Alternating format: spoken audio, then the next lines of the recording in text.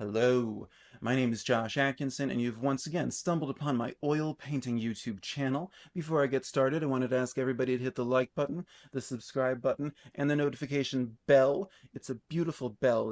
It chimes and the algorithm hears about you and it leaves a little present under your pillow at night. So, we're going to talk about today this painting, which I'm so into. And yeah, it's new, it's a little wet still. Um I did change the background. I don't have footage of that, but I will talk about it during the time lapse. So here is our source image. He is so beautiful, my God. And here's our time lapse. So, starting out with the wiping out approach, the lighter areas. Um, it's the likeness comes in, comes out, and then it comes back at the very end, which was interesting because it kind of made me think that like this ballpark style that I'm doing now with these choppier brush strokes of kind of pure color, um, that they are whether I don't know. If you know, if you're subscribed to my channel, then you know I don't quite say that I'm abstracting paintings yet, but I'm distorting them. And those brushstrokes, if they're distorting it, then how come they also lead to getting an accurate likeness? I don't know. It was just an odd realization. Like I keep trying to get a perfect likeness before I start distorting it or abstracting it or whatever. And at a certain point with this painting, I was just like, that you don't need to do that because you're gonna, I'm gonna like destroy what's underneath the final layer anyway. I don't know, but so it's interesting just to think that this style I've done in my most recent videos, it is still after the same goal in a sense, even though I'm trying to become really loose and abstract. Um, I am in fact also trying to get the likeness accurate, and these brushstrokes, while they don't accomplish that up close, they do accomplish it, um, from 10 feet away. And that's kind of one of the things that I'm after. But so anyway, um, yeah, I I'm super excited about this portrait. I never know. Anytime you put your art in front of people, there's a voice in the back of your head pointing out something that might be seen as a flaw or something that you're not happy with. Um, and with this one, I'm just wondering if like the brushstrokes are not uniform, and that was intentional. I wanted to not make everything look inadvertently sort of geometric or digital. The brushstrokes I've been using were, the rules were that they were horizontal or vertical, nothing diagonal, nothing kind of flowing organic, and they were done with square or rectangular brushes, which is what's giving that kind of pixelated effect. And it does, and it's beautiful. And it doesn't, for me, it doesn't really evoke computer stuff. It evokes just, I don't know, it gives it the image a sort of glimmering like effect, like it's made of so many disparate parts. But there's a uniformity in the brushstrokes.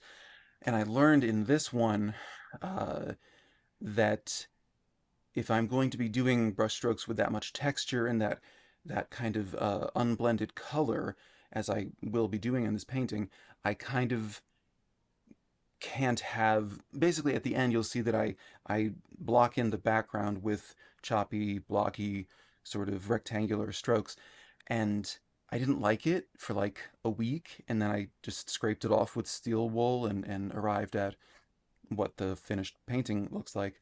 They just kind of competed. Like they were so uh, repetitive. They were a particular pattern, and the brushstrokes on his face really are not a pattern. I just kind of went in with the color opportunities that I saw, and left texture where it helped to distort things, but also still get the likeness down. At this point, his eyes need to be brought in closer together, but I do that with those distorting strokes at the end. And I have one of my favorite things, yeah, that happens toward the end is like men's facial hair kind of muzzle area. There's a lot of opportunity for greens or blues there, and I just kind of go in with these like strokes of viridian green, and I leave them there. And I did. I went into this knowing that I was contradicting myself. I always tell you guys not to paint something front lit. The lighting in this source image is clearly a camera, flash bulb, and so there are not a lot of shadows, and therefore this was probably not the best subject. But I mean, who can say no to that face? But so here I go. Now I'm going in with crazier colors, kind of imposing color or exaggerating color. I also this time for the first time I put in his pupils and then I took them back out because every one of these paintings that I've been doing, the portraits with these new brushstrokes, like I have not wanted to do the pupils. They feel um like they don't belong. They're too precious and tiny and small. And so I leave his eyes like that, and I think it works. I think it looks better. I think it looks more like him. But you can see, so like his on the right side of the screen, his jaw dimple, it's just green with white next to it because the light was so bright that I kind of go with almost pure white. Um, but so anyway, I hope to do this next with another portrait. These less routinized brushstrokes you see in the back, I'm doing these kind of geometric ones. They really don't gel with the random strokes across his face, hair, jacket, neck, all that. So I wipe it off and then I do it again, and then I end up wiping it off camera. Sorry about that.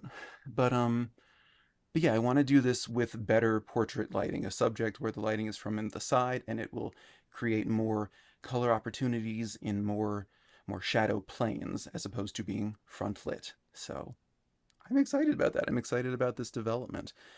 And this is the finished painting. I am also including some detail shots just because there is so much light on him that maybe you can't see the brush strokes.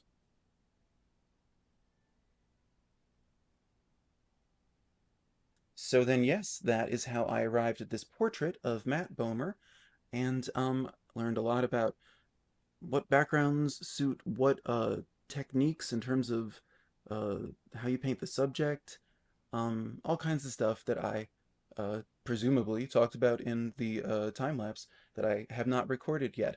Anyways, so yeah, I want to say thank you to the new subscribers. I'm up to 255, coming up on 1 year of this channel in I think 3 videos. So lovely. You should also hit the subscribe button and the notification bell if you haven't yet. And if you enjoyed today's video, do check out last week's, where I talk about moving my brushstroke style that I've recently come across into still lifes after moving it into landscapes.